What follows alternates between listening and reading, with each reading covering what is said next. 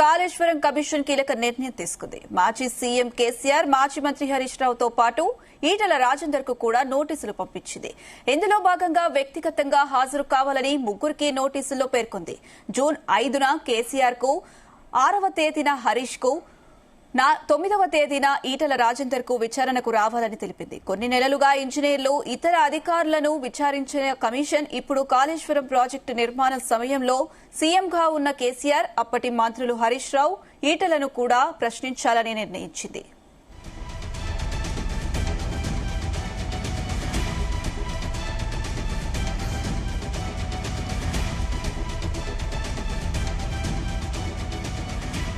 Kaleshwaram judicial commission గడువును రాష్ట్ర ప్రభుత్వం మరో 2 నెలలు పొడిగించింది. మే 31తో కమిషన్ గడువు ముగుస్తుండగా జూలై 31 వరకు పొడిగించనుంది. ఈ వారంలోనే ప్రభుత్వానికి కమిషన్ తన రిపోర్టు అందజేసేందుకు సిద్దమైంది. అధికారులను, ఇంజనీర్లు విచారించిన రిపోర్టుకు తుది మెరుపులు దిద్దుతుంది. ఈ టైంలో అకస్మాత్తుగా ప్రభుత్వం కమిషన్ గడువును మరో 2 నెలలు పొడిగించడం, మళ్లీ విచారణ అంటూ ఉత్తర్వుల్లో పేర్కొనడం వెనుక మరమ్మటమేంటని రాజకీయ వర్గాలు, అధికారుల్లో చర్చ జరుగుతుంది. కమిషన్ మళ్లీ సిట్టింగ్స్ నిర్వహిస్తుందని ప్రభుత్వం చెప్పడంతో ఇంకా పలువురు విచారించేందుకు విషయం స్పష్టమవుతుంది.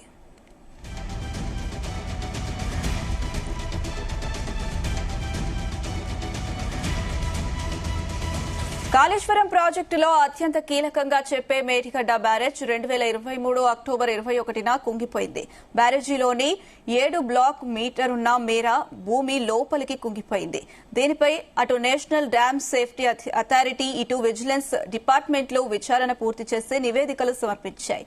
Supreme court retired judge justice Pinaki Chandra Ghosh chairman గా 2024 మార్చి 13న కాళేశ్వరం జ్యుడిషియల్ కమిషన్ ను ఏర్పాటు చేసింది.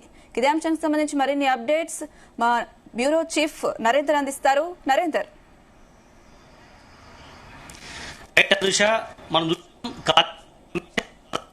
పైగా అయింది ఘోష్ కమిషన్ పూర్తి స్థాయి విచారణ చేసుకోవద్దు వచ్చింది. ఇప్పటికే కొంతమంది బ్యూరోక్రాట్స్ కావచ్చు, అదే అధికారులు, విద్యుత్ రంగానికి సంబంధించినటువంటి వాళ్ళు, అదే ఎస్సీ స్థాయి నుంచి ఈసీ పైన ఉన్నటువంటి క్యాడర్ అందరినీ కూడా కొన్ని పదుల మందిని కూడా పిలిచి వ్యక్తిగతంగా కలిశారు. కొంత పబ్లిక్ డొమైన్ నుంచి కొంత ఇన్పుట్ తీసుకున్నారు. తీసుకున్న తుది మెరుగులు దిద్ది దాదాపు 400 పేజీల రిపోర్ట్ని నిన్న లేదా మరొక కొద్ది రోజుల్లోనే ఇస్తారు అని అనుకుంటున్న సమయంలో ఈ మొత్తం కమిషన్ని గడువు మరొక 2 నెలలు పెంచడం అనేది అందరినీ ఆశ్చర్యానికి గురి చేసింది. అయితే వాస్తవానికి మొన్న దీంట్లో ఘోష్ కూడా కొంత చిట్చాట్లో మాట్లాడారు. ఇక నాకు తెలిసి ఎవరిని పొలిటికల్ లీడర్ని పిలవకపోవచ్చు అనేటువంటి విషయం కూడా చెప్పారు. దీంతో కేసీఆర్ కావచ్చు, హరీష్ రావు లాంటి వాళ్ళు ఎవరు కూడా దీంట్లో ఉండకపోవచ్చు, ఇక పిలవరు కావచ్చు అనుకున్నారు. కానీ ఆల్ ఆఫ్ సడన్ గా నిన్న జీవో రావడం వెంటనే ఈరోజు మాజీ ముఖ్యమంత్రి బీఆర్ఎస్ అధినేత కేసీఆర్ని, అదేవిధంగా మాజీ మంత్రి హరీష్ రావుని, ప్రస్తుతం మల్కాజ్గిరి ఎంపీగా ఉన్నటువంటి ఈటెల రాజేందర్ బీజేపీ లీడర్గా ఉన్నారు, ఆయనకు కూడా నోటీసులు జారీ చేయడమే కాదు 5వ తేదీ వచ్చే నెలటువంటి 5వ తేదీ, 6వ తేదీ, అదేవిధంగా 9వ తేదీ ఈ 3 తేదీలు వీళ్లకు చెప్పారు. వీళ్ళు వ్యక్తిగతంగా హాజరు కావాలనేటువంటి విషయాన్ని కూడా చెప్పడం జరిగింది. దీని వెనుక మర్మం ఏంటి అనేటువంటి విషయం మీద కూడా బీఆర్ఎస్ అని ఇతర పార్టీలు కూడా చెప్తూ జరుగుతుంది. అంటే ఇక్కడ కాళేశ్వరం సంబంధించి మొదటి నుంచి కూడా బీఆర్ఎస్ పార్టీ ఆరోపణ చేస్తుంది. వాస్తవానికి మేము దాని మీద పెట్టింది మేడిగడ్డకు సుందేలవి కాళేశ్వరం సంబంధించి దాదాపు 94,000 కోట్ల రూపాయలు మాత్రం పెట్టాము. 1,00,000 కోట్ల అవినీతి ఎక్కడ జరిగింది? కుంగిపోయింది కేవలం ఒక పిల్లర్ దగ్గర చిన్న ఇష్యూ అయింది, దాన్ని రెక్టిఫై చేస్తే సరిపోయేది అని కూడా ఇప్పటికే బీఆర్ఎస్ పార్టీ చాలా కాలంగా చెప్తూ వస్తున్నటువంటి వాట ఉంది. అయితే జస్టిస్ వీసీ ఘోష్ కమిషన్ పూర్తి స్థాయిలో అంతా విచారించిన తర్వాత ఒక నిర్ణయానికైతే వచ్చిన నేపథ్యంలో మళ్ళీ ఇప్పుడు ఈ 2 నెలల గడువు పెంచి ఈ 3 నేతల్ని పిలవడం వెనుక మర్మం ఏంటన్న దాని మీద పెద్ద ఎత్తున చర్చ జరుగుతుంది. ఇప్పటికే బీఆర్ఎస్ పార్టీ కూడా, ఎందుకంటే బీఆర్ఎస్ పార్టీ నుంచి కేసీఆర్ ఉన్నారు, హరీష్ రావు ఉన్నారు కనుక వీళ్ళు ఇప్పటికే ఆ పార్టీకి సంబంధించినటువంటి కొంతమంది కూడా రియాక్ట్ కావడం జరిగింది. మాకు ఇంకా పూర్తి స్థాయిలో కేసీఆర్ గారికి అందాయా లేదనేది మాకు ఇంకా తెలియాల్సి ఉంది. ఒకవేళ వస్తే మాత్రం మా అధినాయకత్వం చూసుకుంటుందనే విషయం మీద కూడా వాళ్ళు ఉన్నారు. బట్ ఏదైనప్పుడు కూడా ఈ అంశం పెద్ద ఎత్తున చర్చకు దారితీసినటువంటి నేపథ్యం ఏంది. మన దగ్గర రాకేష్ గారు ఉన్నారు, ఆ పార్టీకి సంబంధించినటువంటి సీనియర్ లీడరు, గతంలో కూడా ఇరిగేషన్ సంబంధించిన దాంట్లో కూడా పనిచేసినటువంటి అనుభవం ఉంది.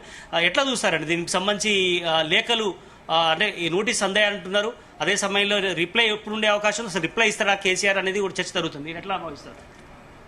ఈరోజు ఏదైతే ఇప్పుడే మీడియా ద్వారా వినడం జరుగుతుంది, ఇంకా దాని గురించి పూర్తి సమాచారం పార్టీకి అందలేదు. కాబట్టి పార్టీకి అందిన తర్వాత దాని గురించి విస్తృతంగా తప్పకుండా మాట్లాడడం జరుగుతుంది. ఎందుకంటే గతంలో ఎలక్ట్రిసిటీ మీద కమిషన్ వేసినప్పుడు కూడా దానికి సంబంధించి స్పష్టమైనటువంటి లేఖ కేసీఆర్ గారు ఆ కమిషన్కు రాయడం జరిగింది. తద్వారా వాళ్ళకి ఉన్నటువంటి అనుమానాలన్నీ కూడా నివృత్తి చేయడం జరిగింది. అదేవిధంగా ఇంతకుముందు ఈ కార్ రేసింగ్ కూడా ఇట్లాగే కేసులు బుక్ చేయడం, హరాస్మెంట్ చేయడం జరిగింది. దానికి సంబంధించి కూడా కేటీఆర్ గారు స్పష్టమైనటువంటి వివరణ ఇచ్చుకోవడం జరిగింది. అండ్ నెక్స్ట్ వచ్చేసి ఏదైతే ఎంక్వైరీకి పిలిచారో ఏసీబీ ఎంక్వైరీ కూడా అటెండ్ కావడం జరిగింది. కాబట్టి ఈరోజు కాళేశ్వరం ప్రాజెక్టు మీద వేసినటువంటి ప్రభుత్వం వేసినటువంటి కమిషన్ పక్కన పెడితే విజిలెన్స్ డిపార్ట్మెంట్ తోటి ఒక ఎంక్వైరీ చేపించడం జరిగింది. ఆ విజిలెన్స్ డిపార్ట్మెంట్ కాళేశ్వరం దగ్గర ఏదైతే మేడిగడ్డ దగ్గర కట్టినటువంటి బ్యారేజ్కు అయినటువంటి ఖర్చు 4,000 కోట్లుగా వాళ్ళు నిర్ధారించడం జరిగింది. ఇప్పుడు ఒకవేళ అక్కడ ఉన్నటువంటి ఆ కుంగిపోయిన పిల్లర్ను తొలగించి మళ్ళీ అంటే డ్యామ్ సేఫ్టీ అథారిటీ ఏదైతే చెప్పిన నేషనల్ డ్యామ్ సేఫ్టీ అథారిటీ చెప్పినట్టుగా ఆ పిల్లర్ను ఒక్కదాన్ని అక్కడ ఉన్నటువంటి ఆ బ్యారేజ్ ఆ బ్లాక్ను మాత్రమే తొలగిస్తే మనకు అయ్యే ఖర్చు 400 కోట్లు మాత్రమే అని చెప్పేసి రాష్ట్ర ప్రభుత్వం నియమించినటువంటి విజిలెన్స్ కమిషన్ చెప్పడం జరిగిన తర్వాత ఇంతవరకు సరే కమిషన్ ఎంక్వైరీలు అన్నీ ఒక దిక్కు జరుగుతుంటే దాన్ని ఎక్కడైతే ఉన్నదో దాన్ని రెక్టిఫై చేయాల్సింది ఉండే, అదేవిధంగా దాన్ని ఏదైతే దానికి రిపేర్స్ చేసేది ఉండే. ఇప్పుడు కాళేశ్వరం ప్రాజెక్ట్ దగ్గర దాదాపుగా 4,000 కోట్ల ఇసుకను ఈ కాంగ్రెస్ ప్రభుత్వం అమ్ముకోవడం జరిగింది.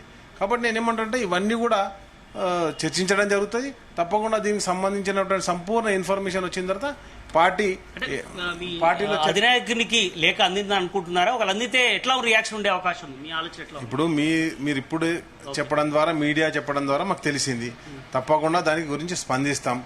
దానికి పార్టీ నాయకత్వం కూడా అందరూ కూడా ఓసారి చర్చించి గతంలో ఏవైతే కమిషన్లు వచ్చినప్పుడు వాళ్ళందరితో చర్చించడం జరిగింది.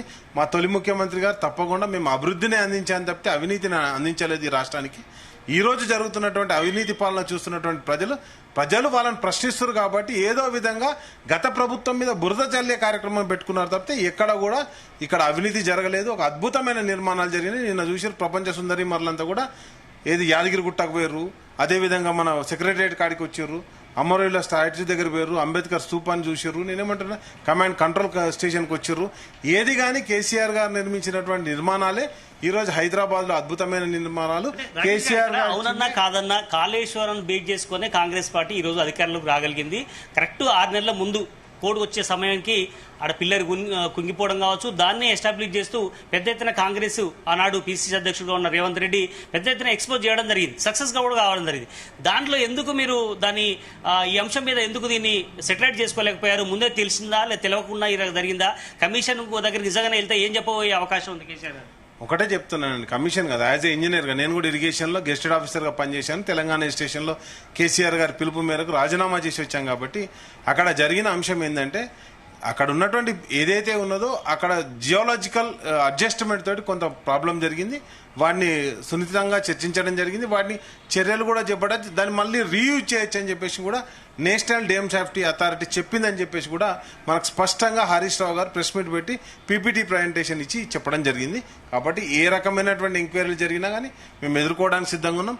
ఈ రోజు మేము అడుగుతున్నటువంటి ప్రశ్నలకు సమాధానం చెప్పలేనటువంటి కాంగ్రెస్ పార్టీ రేషన్ కార్డులు ఎన్ని ఇచ్చారు, పింఛన్లు ఎన్ని ఇచ్చారు, లేకపోతే ఇంద్రమ్మ ఇళ్ళు ఎన్ని ఇచ్చారు, యువ వికాసం ఎన్ని ఇచ్చారు, దేనికి సమాధానం చెప్పలేనటువంటి కాంగ్రెస్ పార్టీ ఏదో ఒక రకంగా టైం పాస్ చేయడానికి ఇవన్నీ వాడుకోవడం నోటీస్ ఇవ్వడానికి ఏమైనా కుట్ర ఉందంటారా? మరోసారి వాస్తవానికి మొన్న రిపోర్ట్ ఇద్దాం అనుకున్న సమయంలోనే ఇప్పుడు మళ్ళీ లీడర్లను పిలవడానికి, ముఖ్యంగా మాజీ ముఖ్యమంత్రి అదే సమయంలో తెలంగాణ తెచ్చినటువంటి నేతగా ఇట్లా అబాస్పాలు చేసే ఉద్దేశం వెనుక ఉందంటారా? ఎట్లా? ప్రపంచ సుందరిమణులందరూ కూడా ఇవి కన్స్ట్రక్షన్ చేసింది ఎవరు అని అడిగితే కేసీఆర్ గారి పేరు చెప్పారు. కాబట్టి వెంటనే దానికి ఆ సుందరిమణులు అడిగినందుకు మమ్మల్ని ఎక్స్టెన్షన్ చేసి నోటీసులు ఇచ్చారేమో. మరి చూద్దాం, రాబోయే కాలంలో ఏం జరుగుతుందో తప్పకుండా గమనిద్దామండి. అంటే ప్రస్తుతం ఉన్నటువంటి పరిస్థితుల్లో ఇరిగేషన్ అనే అంశం మీదనే ప్రధానమైనటువంటి ఆరోపణ. కాళేశ్వరం నుంచి ఒక్క నీరు కూడా, ఒక్క పంట పొలాలు కూడా ఉపయోగపడలేదు. మొత్తం కూడా గతంలో ఉన్నటువంటి వర్షపు నీరుతోనే పండిందని కూడా వాళ్ళు ఎస్టాబ్లిష్ చేశారు. కాళేశ్వరం అనవసరంగా బురదలో 1,00,000 కోట్ల రూపాయలు పారబోశారని కూడా ఆరోపణ ఉంది. మీరు యాజ్ ఇంజనీర్ ఎట్లా చూస్తారు ఈ అంశాన్ని? సార్, నేను ఒకటే అడుగుతున్నా, వాళ్ళు వచ్చిన తర్వాత ఏది స్వయంగా రేవంత్ రెడ్డి కాన్స్టిట్యున్సీ కొడంగల్లోనే లిఫ్ట్ ఇరిగేషన్ పెట్టుకున్నారు. ఎంతవరకు పనులైనా చూపెట్టమని చెప్పండి. మేము ఈ తెలంగాణ ప్రాంతంలో కేసీఆర్ గారు తొలి ముఖ్యమంత్రిగా ఈ తెలంగాణ రైతులకు మేలు చేసే విధంగా ఒక రైతు బంధు తీసుకొచ్చాడు, రైతు బీమా తీసుకొచ్చాడు, రైతు వడ్లు కొనుగోలు చేశాడు, అదేవిధంగా కాళేశ్వరం లాంటి ప్రాజెక్టును కట్టాడు. మీరు వచ్చిన తర్వాత కనీసం రైతు బంద్ వేసిర్రా, రైతు బీమాకి ఇప్పటివరకు ప్రీమియం కట్టిర్రా, లేకపోతే వడ్లేని కొనుగోలు చేసిరో డిక్లేర్ చేయాలని దుస్థితిలో ఈ పార్టీ ఉన్నది, కాంగ్రెస్ పార్టీ ఉన్నది. అదే మరి వానాలతో పండేది ఉందంటే 2014 కంటే ముందు గవ్వే పంటలు పండాలి కదా. ఎందుకు కేసీఆర్ గారు రాగానే పంట ఉత్పత్తి ఎందుకు పెరిగింది? మల్లన్న సాగర్లో నీళ్ళు ఎందుకున్నాయి? హైదరాబాద్కు డ్రింకింగ్ వాటర్ రేట్కించి వస్తున్నాయి. వాళ్ళు ఏ ప్రశ్న కూడా సమాధానం చెప్పలేని దుస్థితిలో ఉన్నారు. ఈ ప్రాంతంలో జరిగినటువంటి వాళ్ళ ప్రభుత్వ హయాంలో జరిగినటువంటి ఒక్క అభివృద్ధిని కూడా చెప్పుకోలేని దుస్థితిలో ఉన్నారు. కాబట్టి కమిషన్లతో కాలయాపన చేయడం, తద్వారా ఏదో బురద జల్లే ప్రభుత్వం, అది బసవేశ్వరుని జయంతి కావచ్చు, బాలల దినోత్సవం కావచ్చు, కేసీఆర్ గారిని దూషించడం, కేసీఆర్ గారిని తప్పుపట్టడమే తప్పితే ఈయన చేసే అభివృద్ధి చెప్పుకునే స్థితిలో లేడు. ఈయన ఏం చేస్తుండో కూడా చెప్పుకునే స్థితిలో లేడు. హరీష్ రావుతో కేసీఆర్ తో పాటు ఈటల రాజేందర్ ప్రజెంట్ మీరు గతంలో ఉన్నప్పుడు మన దగ్గర ఆర్థిక శాఖ మంత్రిగా పనిచేసే అక్కడ వచ్చేసి ఇప్పుడు ఎంపీగా ఉన్నారు. ఆయన కూడా కాళేశ్వరం ప్రాజెక్టు మీద ఎక్కడ కూడా ఆరోపణ చేయలేదు. వాస్తవానికి ఇంకా మంచిది అన్నట్టు చెప్తున్నారు. ఎట్లా అర్థం చేసుకుంటారు ఆయన నోటీసులో? సరే, నేను ద్వారా ఒకటే ప్రశ్నిస్తున్నా. సరే, గోదావరిలో ఉన్నటువంటి మన నీటి వాటాను ఏ విధంగా వినియోగిస్తారో వినియోగించి చూపెట్టమని చెప్పేసి కాంగ్రెస్ నాయకులకు ఛాలెంజ్ చేస్తున్నాండి. చివరిగా ఎన్డీఎస్ఏ రిపోర్టు కూడా తప్పుపట్టే విధంగా ఉంది. విజిలెన్స్ కమిషన్ సంబంధించినటువంటి రిపోర్టు కూడా ఇప్పటికే వాళ్ళకి ఇచ్చినటువంటి నేపథ్యంలో ఇప్పుడు ఫైనల్ గా ఈ ముగ్గురి అభిప్రాయాలు తెలుసుకొని ఏం చేసే అవకాశం అనుకుంటున్నారు? నేనేమంటాను, ఎన్డీఎస్ఏ రిపోర్ట్ ఎక్కడ కూడా తప్పుపట్టలేయండి. ఆ ప్రాజెక్టు నిర్మాణాన్ని మళ్ళీ కొంత రిపేర్ చేయండి, రీయూజ్ చేసుకోండి అని చెప్పడం జరిగింది తప్పితే ఎక్కడ కూడా తప్పుపట్టలే. దాన్ని తప్పుపట్టే పేరాలే చూసి మిగతా పేరాలు చూడకపోవడం దురదృష్టకరం. వాళ్ళు కూడా చెప్పినటువంటి రిపోర్ట్లో ఏం చెప్పారు? మేము పరిశీలించామని చెప్పలేదు వాళ్ళు, మేము గమనించాం, దాన్ని మీరు చూసుకోవచ్చు అని చెప్పడం జరిగింది తప్పితే మేము కంప్లీట్గా లోపలికి వెళ్ళి గ్రౌండ్ అంటే దాన్ని మొత్తం ఎక్స్క్వేట్ చేసి చూసినామని వాళ్ళు కూడా చెప్పలేదు. కాబట్టి నేనేమంటా, తప్పకుండా ఆ ప్రాజెక్ట్ రీయూజబుల్, లేదంటే గోదావరిలో ఒక్క చుక్క వాటర్ వాడుకునేటువంటి పరిస్థితి కూడా మన తెలంగాణకు లేదండి.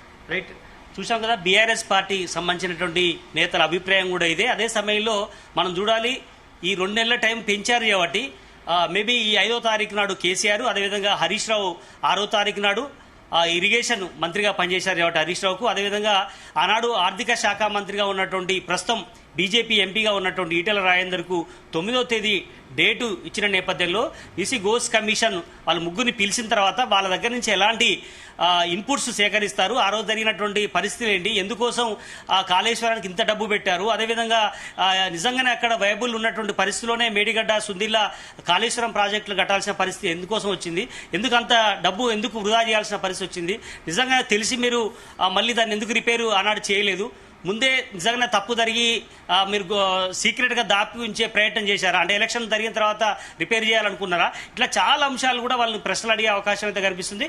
ప్రస్తుతం అయితే అధికారుల నుంచి, వివిధ రకాల సంఘ సేవకులు కావచ్చు, లేదంటే ఎన్జిఓస్ నుంచి కావచ్చు, వివిధ సంఘాల నుంచి కావచ్చు, చాలా మంది అభిప్రాయాలను తెలుసుకున్నటువంటి జస్టిస్ గోస్ కమిషన్ ఇప్పటికే రిపోర్ట్ ఇవ్వాల్సిన పరిస్థితిలో రాష్ట్ర ప్రభుత్వాన్ని రిపోర్ట్ ఇచ్చే దశలో మరో 2 నెలలు పెంచి మళ్ళీ వీళ్ళు ముగ్గురు అభిప్రాయాలు తెలుసుకోవాలనడం అనేది ఇప్పుడు రాజకీయంగా పెద్ద హాట్ టాపిక్ గా మారింది. చూడాలి ఈ 3 తేదీల తర్వాత నిజంగానే వాళ్ళు హాజరవుతారా, కేసీఆర్ హాజరవుతారా అనేది అయితే ఎక్కడ కూడా అనుమానంగానే ఉంది.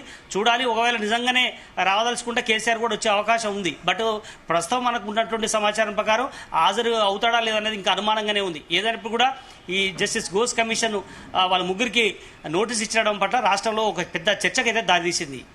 Anusha. Right Narender, thank you.